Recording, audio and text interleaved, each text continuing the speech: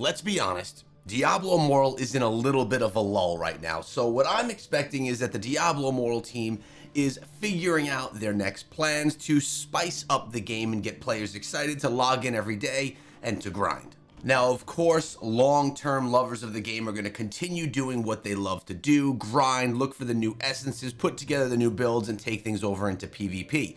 But that's not all players. Now, for me, being someone that creates content about the game, when there's not a ton of things going on, I have to search for information to share with all of you.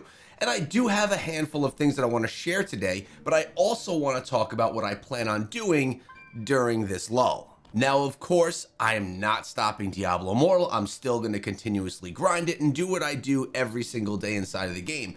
But I'm going to add something in addition, which I teased yesterday.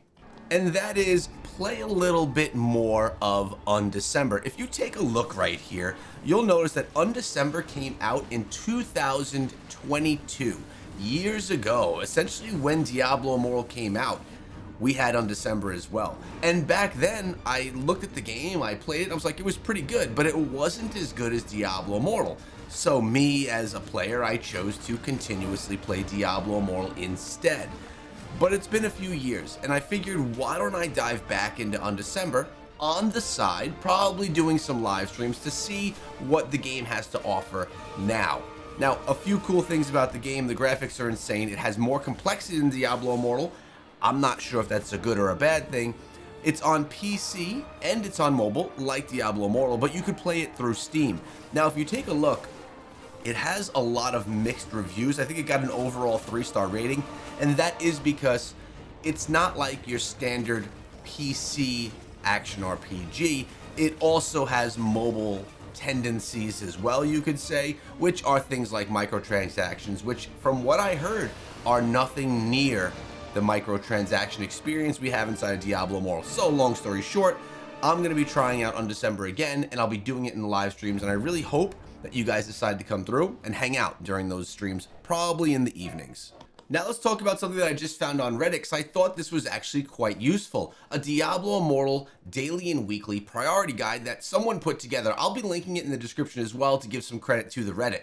Oh, that rhymed. Okay, so you have some priorities, daily, weekly, and all of that. So let's take a look through it and see if we agree. So the daily essentials: 12 gems you should be picking up, 3 dungeons every day, the Sanctum, of course, the Hilts Trader, yes, shadow contracts.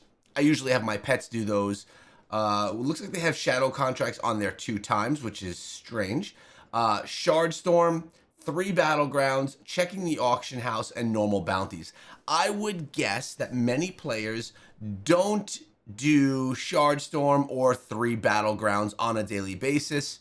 Yes, you do get rewards for doing it, and it's worthwhile, but I would bet that a lot of players don't. 12 gems, 3 dungeons, the Sanctum, these are very important, as well as the Hilt Trader, and of course your bounties, some of the best ways for you to get some daily experience. Your weeklies, they broke down S, A, and B tier. Let's see if we agree. All right, so the Sanctum, the Abyssal and Erebon hidden lairs for those gems, it's kind of the same as the daily, right?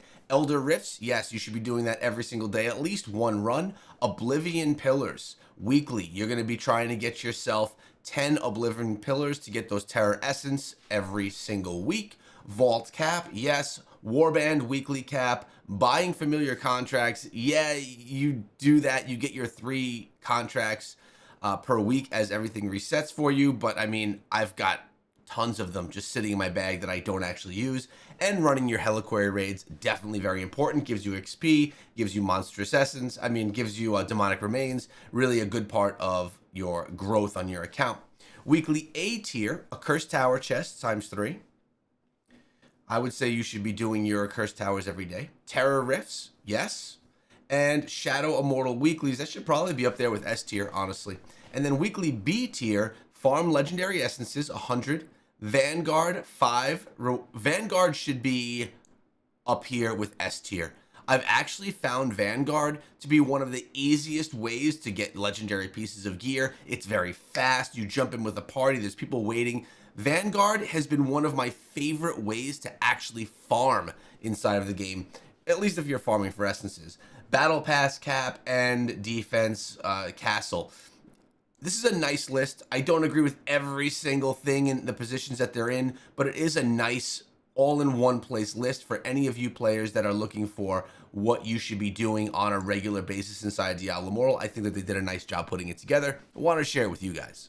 By the way, I didn't even mention this yesterday. I just didn't get to it in the video for the day, but the new Battle Pass has dropped. And so for me, you guys know how I handle the Battle Pass. I don't collect any of my rewards over here under activities. I'll save those either until the end of the Battle Pass cycle, which is in 27 days, or I'll do it weekly. Last month and the month before, I waited for the entire month. I didn't collect any of these. And then I collected at the end, and I gained like 11 Paragon levels, getting me 11 Paragon levels above Server Paragon. Worked out pretty well for me, actually, if you could deal with the red dots. Some people don't believe that you gain extra experience. I believe that you do. Play as you want, right? It's a video game. I do collect my quests, which is essentially what makes me progress the Battle Pass. But we do have a new Battle Pass right now, and I haven't picked it up. Let's take a look at the cosmetic really quickly, and you'll see what it looks like here on my wizard, at least. Wow, a little wonky looking. Let's take a look at what it looks like on the Barbarian, since Barbarians usually look pretty good. Not bad on the Barb. How about our Crusader? Another really good... That is a strange looking mask, man. Take a look at that.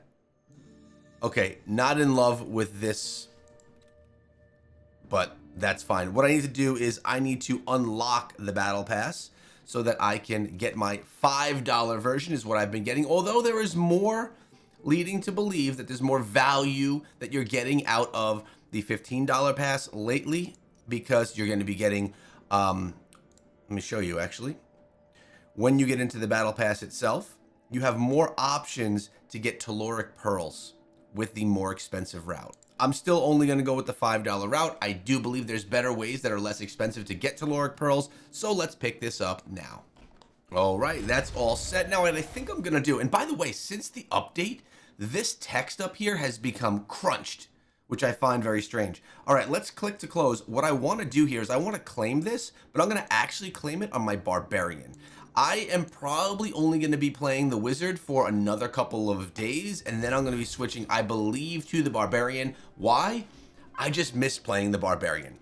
The Barbarian and the Crusader and the Wizard, I guess, have always been my favorite classes. I am just, I'm ready to go back to Barb. It's been quite a long time, so you could look forward to that change coming soon as well. But I got to still put together my ultimate guide for the Wizard, which is going to include 4 builds that'll be coming in a few days.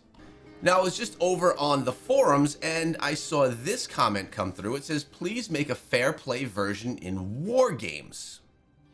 I read this and this was actually quite interesting to me. The suggestion is concerning the war games in front of the Hills Trader in Westmarch. Please make a fair play version, equalized version, where everyone's stats are equal, like Alley of Blood, Conquer. It seems like it would be fun.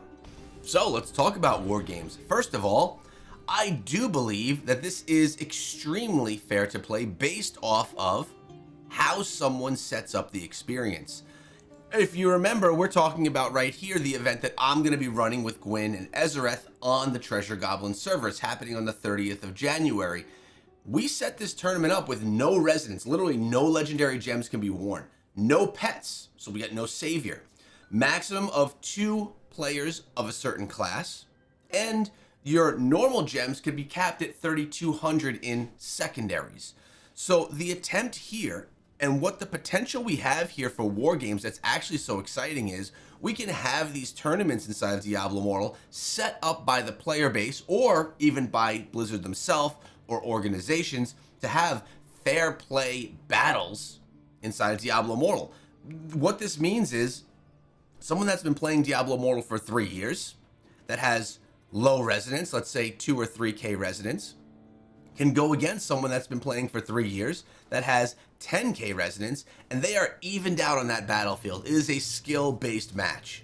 You also can do it where someone that's brand new to the game, maybe playing 3 months, can battle some of those higher level players that have been playing since day one, that have 10, 11K residence, but we can even it out with that playing field. That's why war games is so exciting to me. That is the main reason I came over here to the Treasure Goblin server to start hosting these events along with fighting alongside of Gwen and Ezereth, and now a bunch of others that I've met over here. But I'm really excited about War Games. That comment was a little strange because you can make everything here completely balanced, and we could really have PvP that the game deserves, and it opens up the entrance to Diablo Immortal making its way into esports if there's ever an opportunity.